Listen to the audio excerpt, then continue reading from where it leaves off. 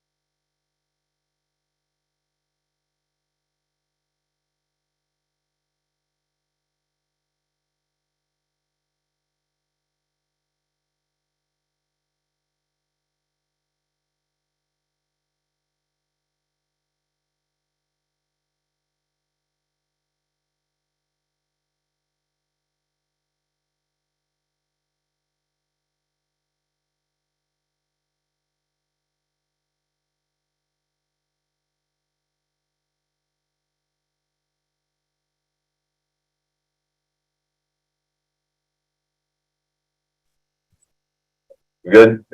Okay.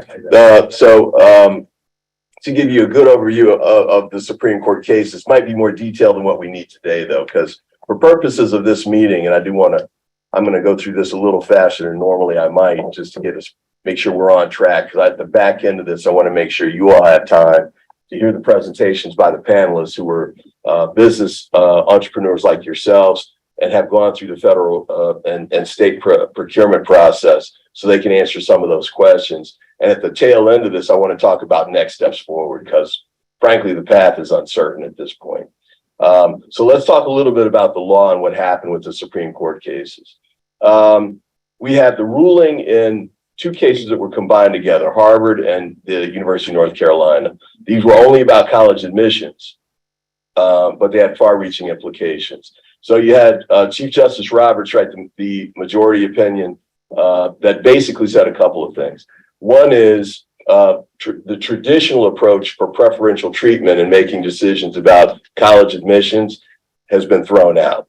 And what that means is the way college admissions had worked before, and this is going to be important when we come back and talk about this with respect to procurement in a minute, was they did categories of people, say African Americans, where a college or a university in considering admission could say, the fact that you're part of that group means that we can give you some preference.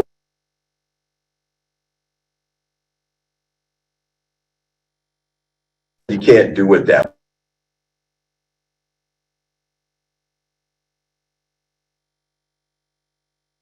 Farther than they did. For example, I'm not going to call him Uncle Clarence because some people say that, but Chief Justice Thomas said race conscious consideration should be out entirely. He wanted to get rid of it entirely. Fortunately, Chief Justice Roberts didn't go that far. So they made the decision that you could still have some considerations with respect to race. So for example, in the college admissions piece,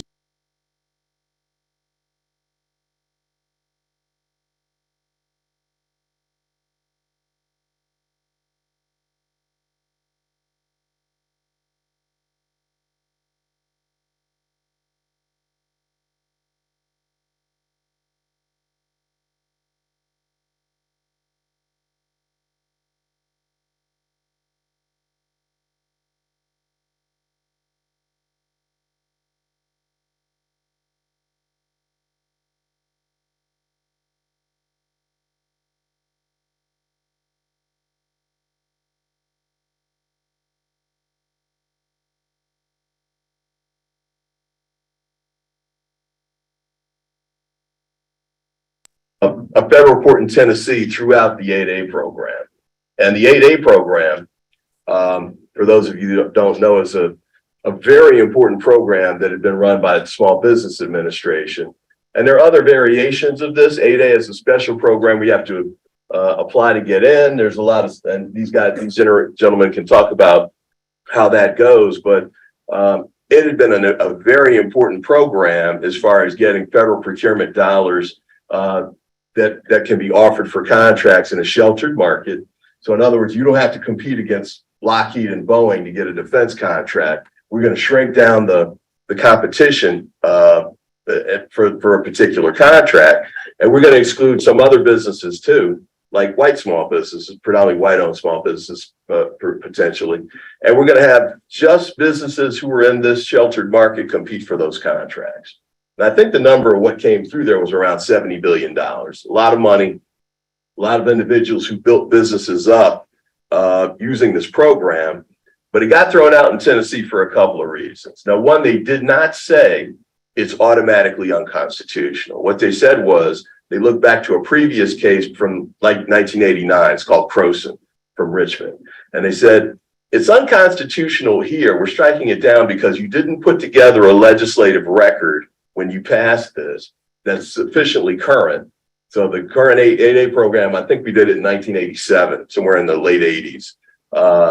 That's too old, and you need a new legislative record that shows racial discrimination continues, not just broadly in the United States, but it goes specifically to this business, but there's been an impact on this business, and in addition to that, for this particular industry.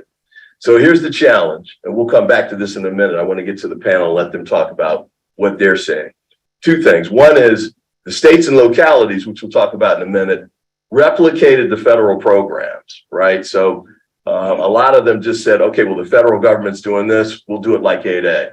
And unlike the college admissions piece, where you do a general application, a lot of the ways these programs do it, federal, state, or local, is they say, they've got a series of boxes. Which category do you fit in? Are you African American? You check the box, you move to the next thing. They're more interested in a lot of things about how much your personal wealth is and some of these other considerations. But they don't have you lay out a record of what kind of racial discrimination, how race impacted you and what kind of discrimination impacted you as a business owner and your business in particular. So we don't have the individual records pretty much for these programs that show racial discrimination, and Congress hasn't put together a record to justify the program in the way that the courts are saying need to be done now. So we'll come back to this in a few minutes and talk about it. But we have to come up with two approaches. One is we got to go back and put these records together, I think. And I can talk to you about some of the things we're trying to do, reach out to the White House and the like. But the other is, in the meantime, you all need to keep going after these contracts and trying to get them as quickly as possible. We're trying to get the administration at the federal level to push them out as quickly as possible. Because, by the way, many of you know, it just so happens that the Biden administration in the last Congress 2 years ago, remember all the infrastructure bills and the chip bills and all of that stuff that they passed? Trillions of dollars are coming out for competition in federal procurement right now. And many of those contracts, like some of the bigger projects, for example, when the president came out and he opened up the tunnel in Baltimore, that's like a 5 to 10 year project, right? So we need to try and get on those projects, because a small disadvantaged business that gets on at the front end and can stay on that won't be small anymore at the end of that. This is a chance for us to build out major businesses with institutional wealth coming from the federal government and compete for contracts we hadn't been able to get before.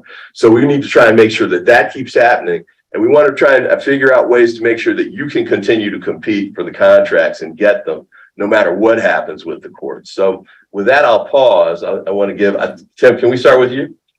Yes, actually, I was about to throw it to Tim. I'm sorry, I apologize. And I was supposed to go short too. I probably went a little longer than I was supposed to. No, you're fine. You're fine. See what I have to deal with? No, and it was good. It was good. Well, Tim Adams is, he started SATEC with only a few small defense contracts. And since its founding, it's grown into a multi-million-dollar diversified company with employees nationwide. His exceptional leadership skills have guided the company to success, growth, and prominence. Tim Adams. Hey, good morning, everyone. Good morning. Good morning. You know, it's real important that we take care of one of the really important facts today, and it's my birthday. So I just want to go ahead and do that. The important thing. Yeah, no, we're not going to do that. Let me just start off, and I think this is just an introduction, a little more about who I am in my business. Right. We'll get into that a little more, but as we talked about, you know, I started off actually in the trunk of my car, literally. And from that, we've grown to where we're operating out of, now I think it's up to 32 states where we have people located. You know, we have teams that travel around the world, you know, and it's one of those things that started off because of the 8A program. You know, I will just say about me and SATEC, my business, I was fortunate enough to come along when I first started to have met the Honorable Karen Mitchell, who really worked at getting that 8A program going, which is really standing for the 8A, Section 8A of the Small Business Act. But the thing about that is we've had some real fighters. And Congressman, I want to thank you and to our county council member for bringing us here today to talk about this, because we need to quickly talk about it. Early on, a lot of people said that when that Supreme Court decision was made, that it would not affect us. That was just about education. But I think, as the congressman has done and others, we knew that wasn't going to be the case. You know, it's like the domino effect as things go. What I really want to say about my organization and we'll talk about it a little later from looking at the things, is that I would not be in the position I am today were it not for these programs. I started out as a small business that went into the 8A program. Understand the 8A program really provides an opportunity for minority businesses and others to actually be prime contractors. That was a part of that we could actually build the infrastructure to continue to do long-term work, to be able to provide jobs and opportunities for others in our communities and all over. So that was a big part of that. And so I know we're limited to 2 minutes, so I'm going to stop there. But just understand that I wouldn't be here today if I didn't have that opportunity.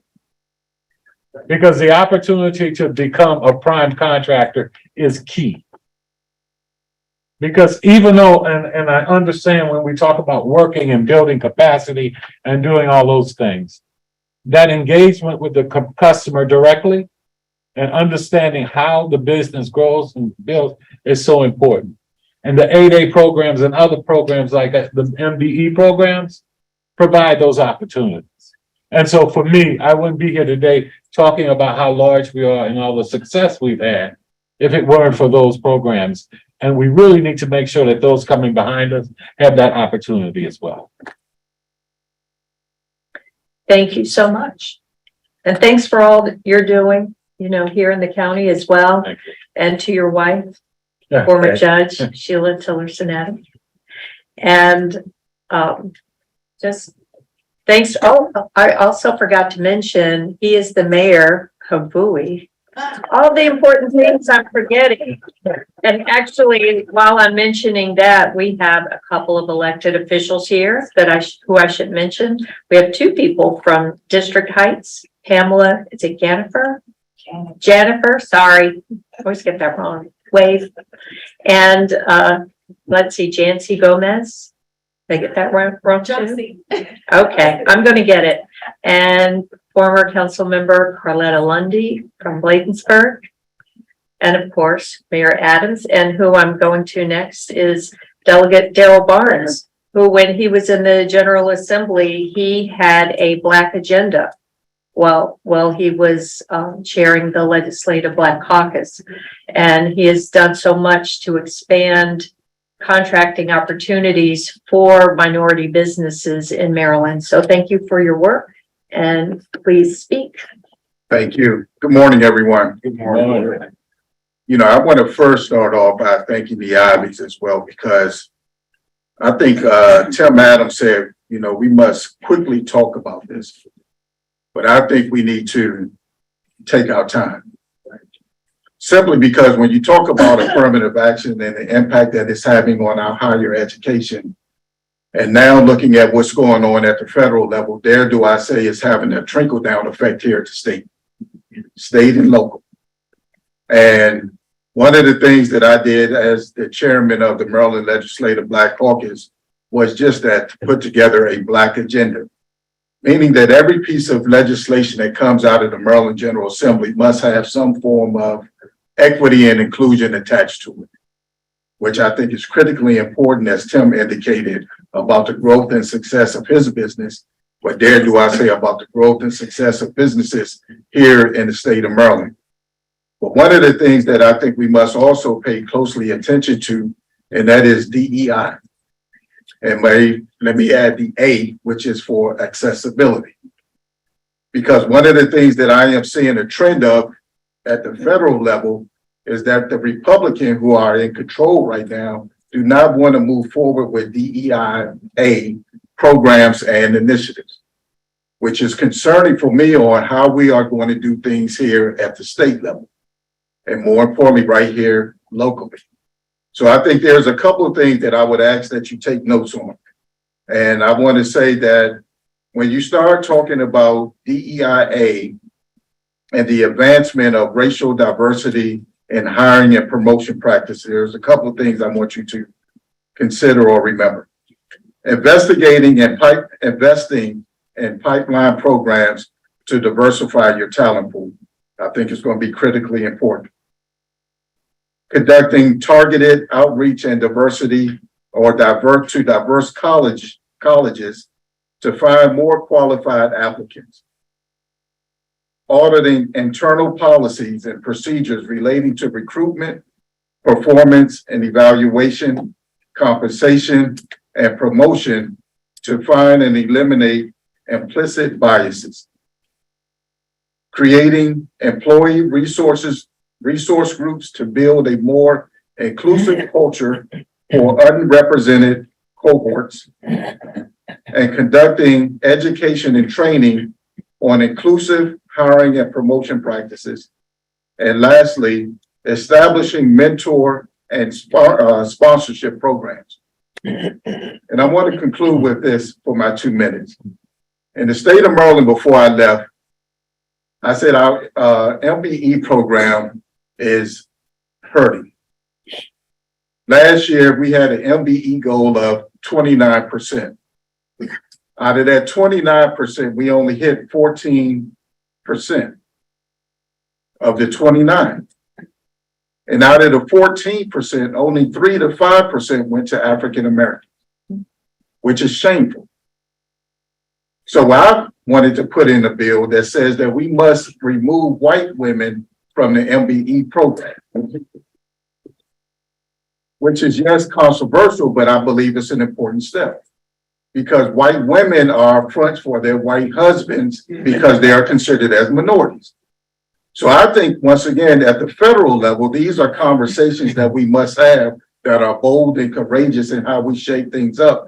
Because at the end of the day, removing the 8A program only hurts minorities. Creating a diversity, equity, and inclusion and accessibility plan that is not implemented only hurts minorities. So at some point, when we talk about the Perrin Mitchells and the Glenn Ivies, we need someone that wants to have these conversations, that's not afraid to have these conversations, that is bold and courageous enough that says that we're not going to keep going for the okie-doke, but we must do something aggressively to address and talk about these issues in a meaningful way. Thank you so much. Thank you. Bold indeed. Bold indeed. And Robert Rashford is one of those people you talk about, somebody's not a rocket scientist. Well, he is. He's actually a rocket scientist, you know, an aerospace engineer. That's amazing. You're looking at someone who struggled through math and science. And I have so much respect for him and for what he's doing. And Genesis is right here in Prince George's County. I think is it Greenbelt or Beltsville somewhere? Lanham, yeah. There you go, right in the area. So people don't realize that businesses like this are right here in Prince George's County. And thank you for all you're doing. Sure. So please introduce yourself more. Yeah, first of all, thank you for being here. This is my first rodeo. Thanks to Glenn Ivey, you know, we had a unique circumstance in which we met. Probably share a little bit about that because, you know, that was it's still an important thing that you took the time out to provide that correspondence to NASA. A little bit about Genesis. We serve the community, and I'm going to say our community, for the past 30 years. You know, I've been extremely blessed to, you know, do some of the unique things that out in space today. Like the first GPS system that ever exists, I was part of that team. And then when, you know, the Lord granted me the opportunity to start Genesis with only $350, you know, it has grown into a multi-billion-dollar business. My experience is slightly different. The 8A program is definitely a must, you know, for us to continue. Because of the uniqueness in the aerospace business, the angle that have helped Genesis is that the prime contractors must provide a certain portion of their prime contract to minority business. And out of that, you know, the $350 grew because I got my first contract on Hubble. We then distinguished ourselves and then competed against the big companies and won. So it's important that these types of you know, rules help us, because if we did not have that subcontractor rule, I wouldn't be sitting here today. And the way it filters down is that one of the things that I have done over the years is I'm starting to go back and look at students in STEM. One of the things that right before COVID, my staff and I, we did in the community, we invite a lot of kids from middle school, high school, and give them like 2 days and in our facilities, and they just eat it up, because they get a chance to interact with technology that, they wonder why I take mathematics, right? Well, we explained that to them. And so that has been a benefit. And then it extends to hiring of, students from that sometimes are, they would probably wouldn't get picked up at a large company.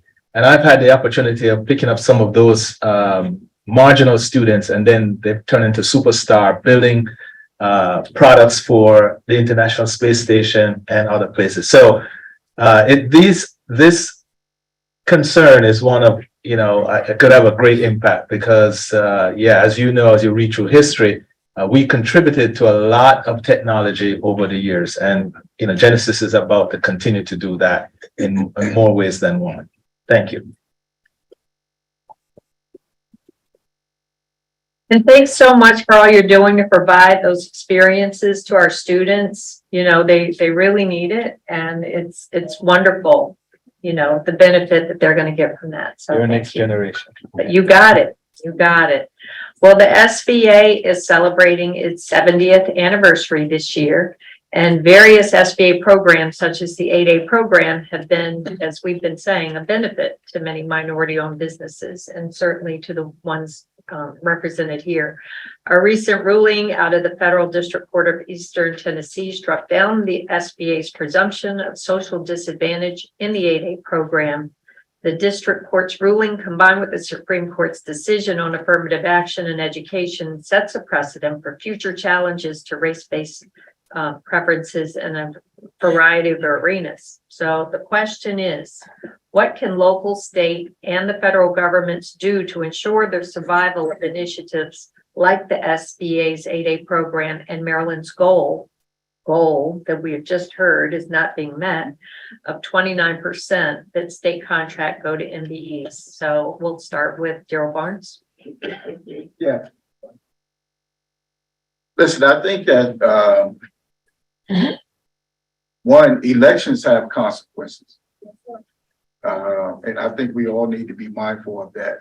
I think we are in a golden position that we've ever been before here in the state of Maryland. Meaning we have our first Black governor who has been real progressive, and making sure that we adhere to certain things. We have a Black Speaker of the House.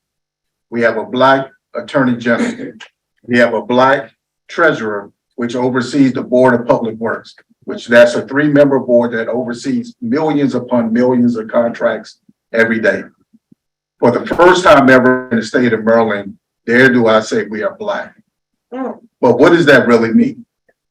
Because you still have to have folks that have the same ideology, but the methodology may be a little bit different.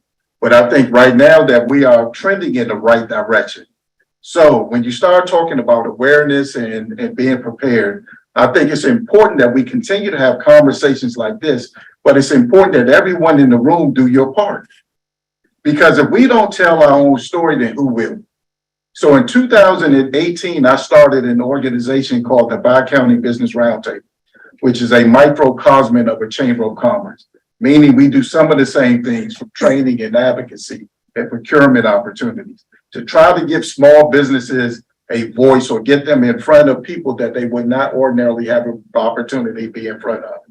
That organization has now grown to 250 members because I saw a need in which businesses here in the state of Maryland needed an access, needed an inroads to be able to talk about their products and services, get in front of the right procurement and obstacles, not only at the federal level, but here at the state level. Those things are important in which we move the needle. So I just say that, once again, I applaud Glenn for putting this together. I applaud Jolene for getting us the room.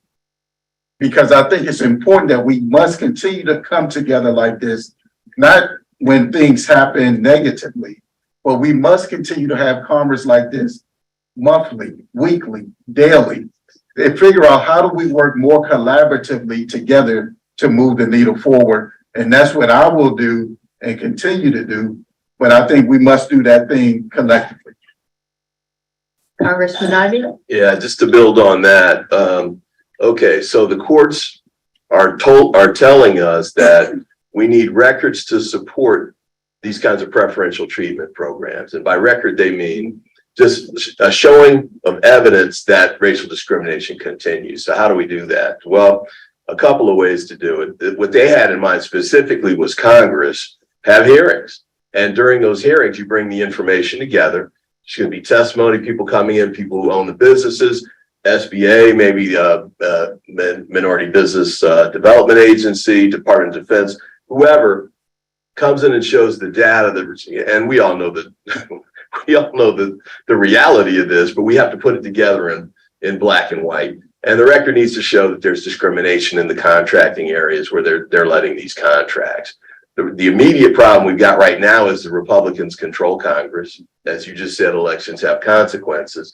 So I can't put that record together right now in a way that we need to have it go forward. But as Darryl just pointed out, we do have control of the state, the governor's mansion and the state, the General Assembly. We can put the records together now, and the summer study program where they're putting the information together for legislation that's coming. This would be a perfect time to do that in the state of Maryland, and we may be able to do it at the county level as well. Because as you may know, even at the county level, for example, MGM had been part of the agreement for them putting their being able to put the building where it is and getting assistance with respect to some of the utilities that the county helped to cover. Well, part of that was they were supposed to have goals in the arrangements that they had in the overall contracts to hire minority businesses or local disadvantaged businesses, I think is the term here at the local level. And so we need to have records that show that that's needed too. But Darryl just told us, was it 3 to 5% of African-American businesses getting contracts? So we know, again, what the record is. We know the reality of it, but we got to prove that out. And so it backs up legislation that's in place at the county level and the state level. And we need to build it out to federal level. Since I can't do it at Congress, what I'm asking the White House to do and the administration is to do it through departments. So I can't have a congressional hearing in the Small Business Committee where we do this because the Republicans won't let me do it. But the Department of Defense can put this record together. The Department of Transportation can put this record together. SBA can put it together. And guess what? They already have the data, right? So we really need to try and pull it together and do it in relatively short order because these cases are coming quickly. And then one other piece, I don't know if we'll have time to deal with it today, but the corporate side of this, they're attacking that too. So the DEI piece, as Mr. Rashford mentioned, some of the corporations are doing this because they're federal contractors and they have subcontracting requirements. But some of them aren't doing this with the federal government at all. They just have, just businesses, but they're trying to get minority businesses involved for a variety of reasons. They're getting threat letters from the equivalents of the plaintiffs that raised this issue in the Supreme Court. And they're saying, you guys need to stop these DEI programs. So we need to make sure we're supporting businesses that have these in place and are continue to fight for them. Those folks are already actually spending money of their own to hire attorneys, expensive lawyers, to defend these programs. We've got to make sure we support those efforts. And then the last point, I'll turn the mic over because I don't want to hog I guess I already am a little bit, but on the Republican side of this issue, the Students for, Fair Admissions, I hate to use the name, but that's what they were called. They didn't just show up. There's, and the Federal Society, all of those guys on the Republican side that have been challenging these programs for 20, 30 years, they've gotten billions of dollars in donations from people on the conservative side who want to fund the litigation and have done so in a successful way. This is also the same group of people that have put the judges together that Trump just adopted. So the 3 Supreme Court picks that are on the Supreme Court from Trump, they were given to him by the Federalist Society. He just said, okay, fine, and checked the box and moved on. We need the Democratic equivalent of that too. We got legal defense fund, but they can only stretch so far. Perrin Mitchell started an organization, which I worked with some when I was on the Hill, but they ran out of money. They don't exist anymore. We got to make sure we're funding the people who can do the litigation for us on this side. And the last point I'll make is we've reached out to state attorney generals on this issue too, because as we mentioned before, the states have the same kinds of programs. Many of them just adopted the equivalent of the federal program. The state programs are going to get challenged too. Who's got money in those states, Democratic states, to fight back? State AGs. They got the lawyers, they got the funding, and they've got the jurisdiction. We need them to push out too. So we're reaching out to build that out across the country as well and see if we can move forward with that. But just the last thing we need from you all is to reach out. As Darryl was saying a minute ago, if you're in an organization, you know, whether minority suppliers, minority business, whatever it is, you need to talk to them and say, we need to get on the phones. We need to start writing the letters, send the emails to the White House, SBA. We need you all to step up, state AGs, governors, whoever. Send it to me, send it to Jolene, I don't care. But send it out. This is the moment. This is a critical moment for us to be heard, to use your voices to get this moving forward. Because if we sleep on it, the train might leave the station. Okay, so I'll turn it back over. But thank you for coming out today, but we're just getting started. We got a lot of work to do. Thank you for that. It's well documented that minority businesses face a lot of hurdles that are greater than other businesses, whether it's access to capital, loan guarantees, rigid collateral and track record requirements, increased financial hardship during the pandemic, and other factors. So the challenges as minority-owned federal contractors are deeper than for other contractors, especially when competing against major corporations in the defense and aerospace contracting world. What challenges have you two faced as it relates to contracting with the federal government, and has having that minority-owned designation benefited you and your business model in any way? So I'll knock it to the two of you. Okay. Yes, I think in the era of, especially in my case, lending with the banks, the things that we build are very, very expensive. And so sometimes we don't have the cash flow to, go from one project to the next. And so we have to rely on, some of the benefits of the SBA, granting these loans to the banks so that we can get the cash flow going there. So I think that's important that we continue to maintain those programs, for that reason. Okay, Tim? Well, I know that similar, that issue of capital is one that has plagued us for, I will be celebrating 35 years in business next February. I've seen a lot of changes. I've seen a lot of things coming back. Access to capital, as you talk about, is still a challenge. One of the things that I would like to go back a little bit to the previous question and state that one of the things we have to get is robust enforcement. Mm-hmm. We talk about what we're going to do. We talk about it, and when I say to the congressman about we need to talk about it now, we need to bring it together because we're gonna have stakeholders that will continue to do, as you talked about the money being put behind it, that always want to say, oh, if you want us to do reporting, because I've faced this myself, they will say, when we say we need to understand the numbers, and as we go back to those days, we were trying to get automated systems that would have prime contractors send their data, even in the state, of what they were doing, what particular participation they were having and all. And then we had large businesses fight tooth and nail to say, oh, that's added expense. Because if we have to do that reporting, it's going to cost us more money. And you, federal government, state government, and governments in general, you don't want to have to pay more money than you have to. But we know the reality is that there's that robust enforcement. As we talked about this, when you start talking about that strict scrutiny and other things, you can't present that data after that challenge has already been filed. You need to have that data already there and presented as part of what's going on. So I think it's important that we do that now. I face a lot of hurdles. We've gotten through that, but what we need to do is make sure that we understand we've got to hold people accountable. We talked about, as you heard, about voting and the consequences of that. I myself, and I say this in a way to encourage others as well. Sometimes there's a fight that needs to be fought. It doesn't necessarily benefit you, but when you see that fight, you fight it. We have fought on a national level to change the way the federal government has done business with minority businesses. And people want to know, why did you do that? Well, number one, because we were capable of it and we knew it needed to be done. And I think that's what we're all saying as well. We need to make sure we start looking at how we work together, how we hold people accountable. You know, when we talk about that 3 to 4% or the 14%, nobody's held accountable. When you go to the agencies, you know, there's no accountability there because all of a sudden it's, well, we need to get this out.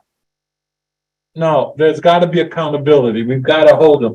And that's something where, again, I think everybody has said, where your voices matter, where your votes matter. All right, thank you.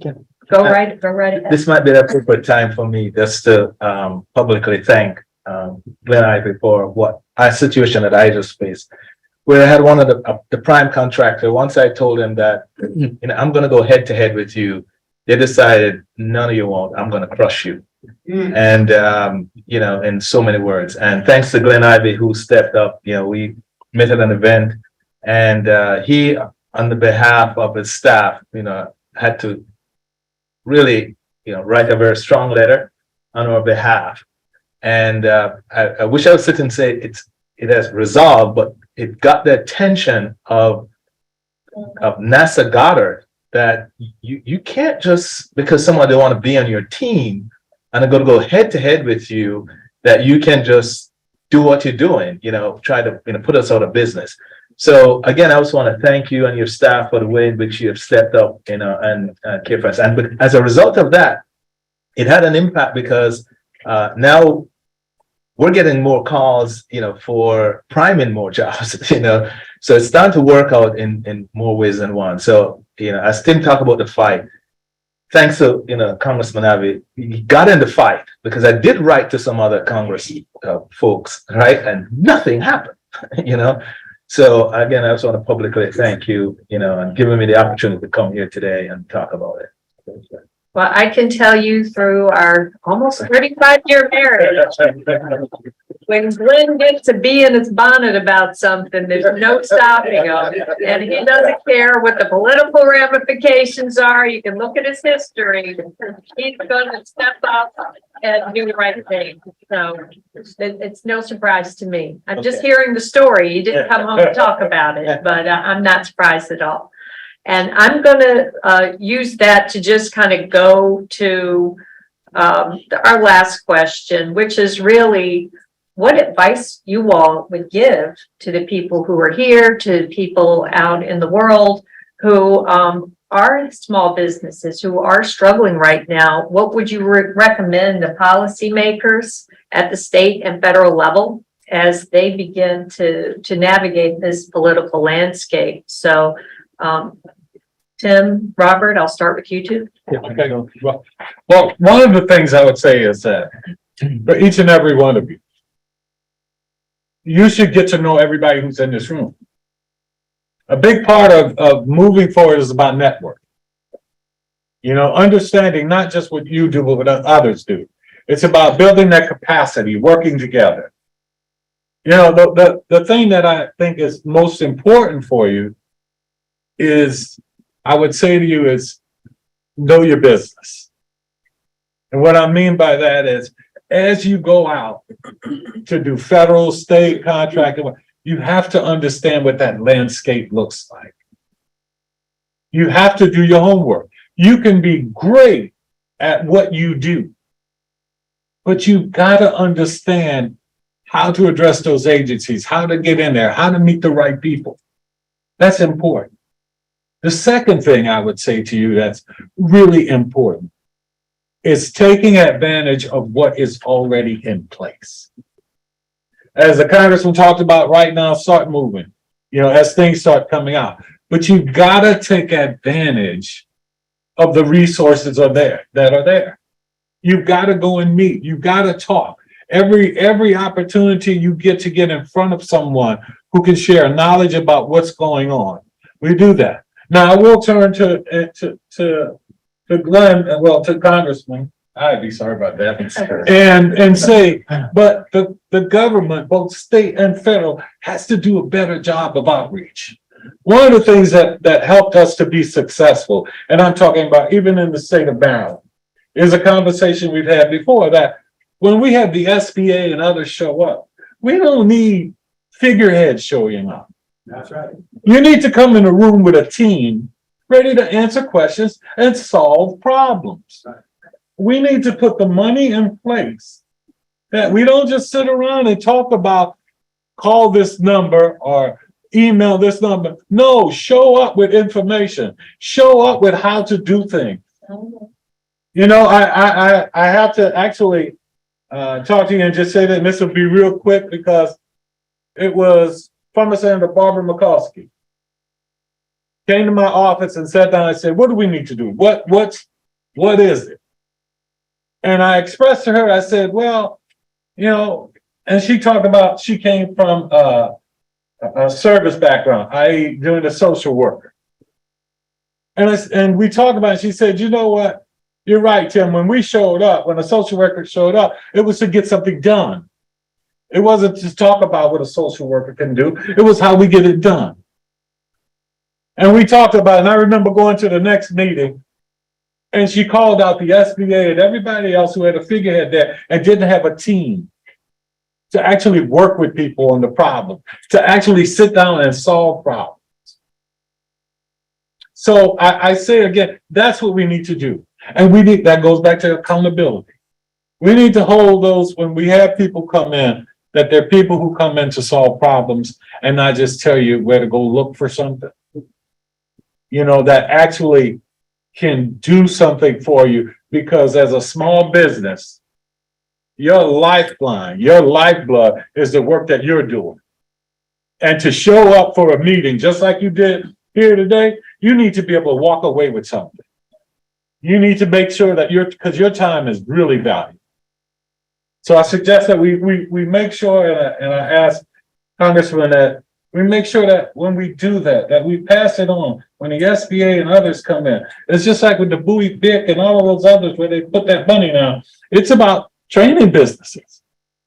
That money is about, you go there and they're teaching you something. They're giving you information, the mentoring and protege programs.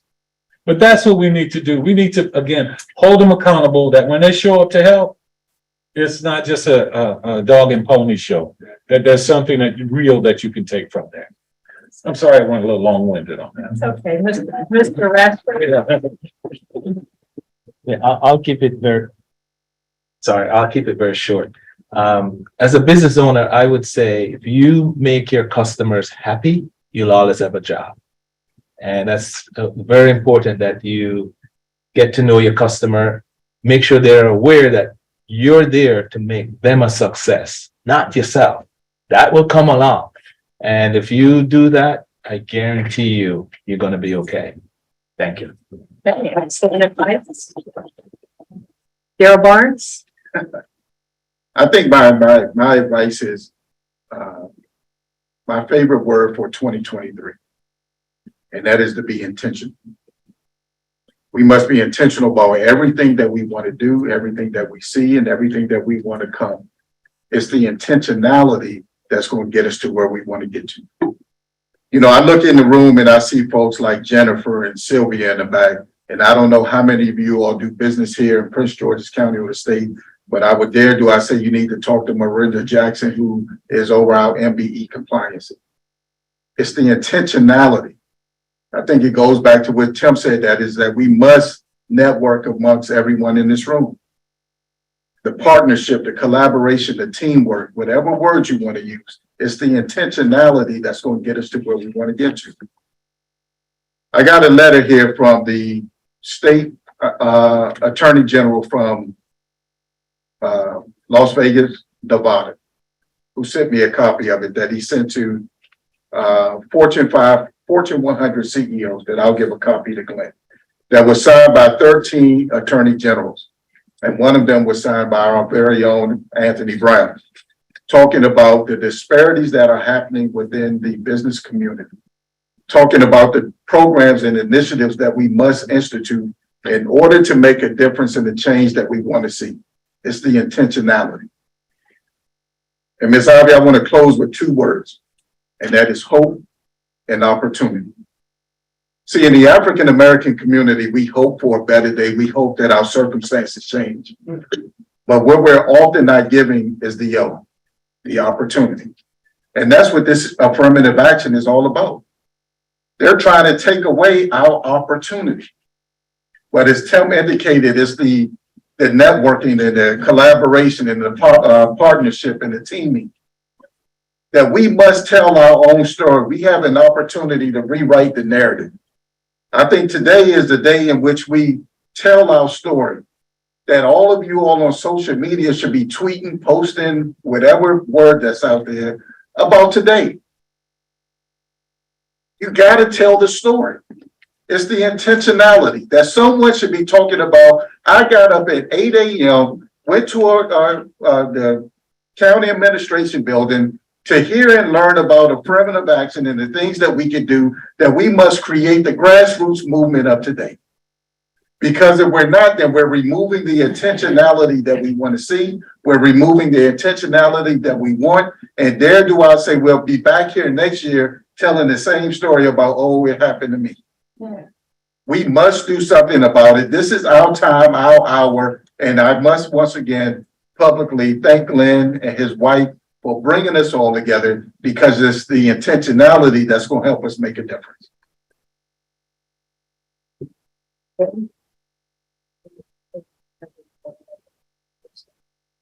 Okay.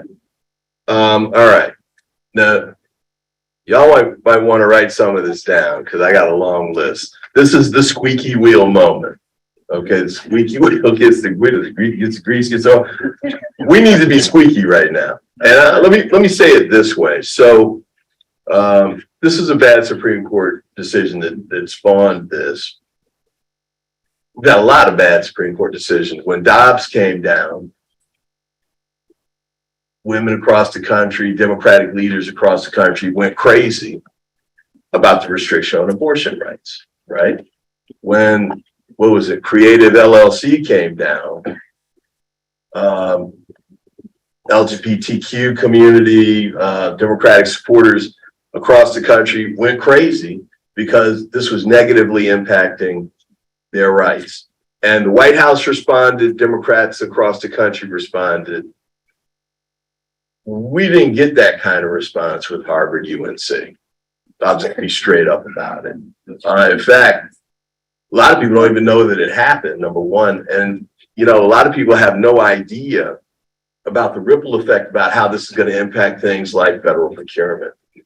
We need to be squeaky right now. And by that, I mean, the network we talked about, Darryl hit on some of it, Tim hit on some of it too.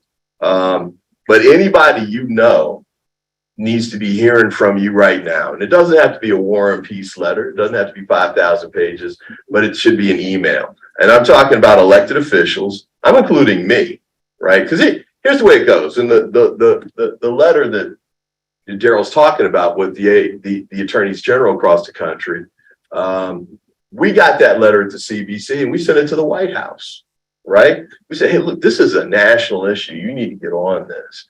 And if you guys send me information, I'm going to be like, hey, I'm hearing from my constituents who own businesses that this is damaging to them. Their businesses could go under because of this. We need to do something about that. Send them to me, send them to your state senators, US senators, whatever. Reach out for government support. There's a reason the SBA is not here this morning. I'm not going to tell you what it is, but they're not here, right? They should hear from you. We need you to step out on this. We need your help on this. And by the way, this is their mission. right? This is what they're supposed to be. This is supposed to be their focus. 8A is their program. Okay? Reach out to them, not only for that, but also because they have a variety of services you heard from the panel with respect to credit and the like, capital opportunities. Reach out, make sure you're getting those, but make sure you're picking their brain too about the guidance on this front. Because for some of you, frankly, the way this is heading, you might need a new business model in 6 months to 12 months. I'm going for 8A, I'm in 8A, might not be available. Might continue to be because the Supreme Court focused on the strict scrutiny part. So that's African American, but women, might still be okay. In fact, they are under the Supreme Court. So Black women, y'all might be able to pursue this. Don't throw the rest of us under the bus necessarily, but you got to do what you got to do. But you should have that information available so you can make that decision strategically on your own. So get the support from them, get the free support you can get. Contact your networks, Prince George's Chamber of Commerce, Business Roundtables here. I know Darryl Barnes mentioned his group, your groups, whoever your minority suppliers, whoever you're part of, reach out to them and ask them to step out on this as well. They should be sending letters to the White House, to Black Caucus, whoever is in your sphere of influence, you should be reaching out to them right now. And I'll leave with this, legal support. Now, I'm out of private practice. I get it. We're $600-700 an hour. I know it's expensive. And in a lot of ways, it's not money that you're putting into your business and it's going to give you something back. It's an expenditure that just goes out, right? That's not really true on this issue because this could be existential for you all, right? And you might need to talk to an attorney to figure out what the path forward for you and your business is, just to make sure you're on the right track. And maybe one thing we could do, and Minority Business Enterprise Legal Defense Fund had been put together for this, but like I said, it went out because it wasn't funded. But there are a few attorneys out here who still do government contracting that focuses on minority businesses. Maybe a group of you all should come together and have one of them come out. Maybe one of these organizations or groups, Chamber of Commerce or whoever, should have one of these guys come out so you can talk about it that way and see if you can get the information without spinning an arm and a leg. Because I understand. But look, this is the moment. I thank you all for coming out today, but we're just getting started. We got a lot more work to do. And so let's move forward together to make sure we protect these programs, take advantage of these programs and preserve these programs. And if we can't do that, we come up with the new models that work so we continue to have a chance to compete on a level playing field one day in the future. So thank you so much for coming. I appreciate it. Thank you all. I'd like to do just a couple things as we wind up. Thank you to Miranda Jackson, back in the back. She's the person for the council who does so much with minority businesses. I want to thank my staff, Amy, John, Nikki, and Melissa, who've been holding it down. And also Glenn's staff over here, Wade, Glenn's chief of staff is here, Robin. And we have Angie Ballantyne here as well. Aaron, I always say your last name wrong, Harawa. I'm bad. I'm I don't know how I've made it in politics this far. But I also, in thinking about the Republicans and the things they've been doing and this Supreme Court, which came from the Republicans, think about what Maya Angelou said. She said, when people show you who they are, believe them the first time. So just keep that in mind. We have donuts and such in the room over here, and just stay a little while, have a bite to eat, cup of coffee, and talk to everybody. Thank you so much for coming.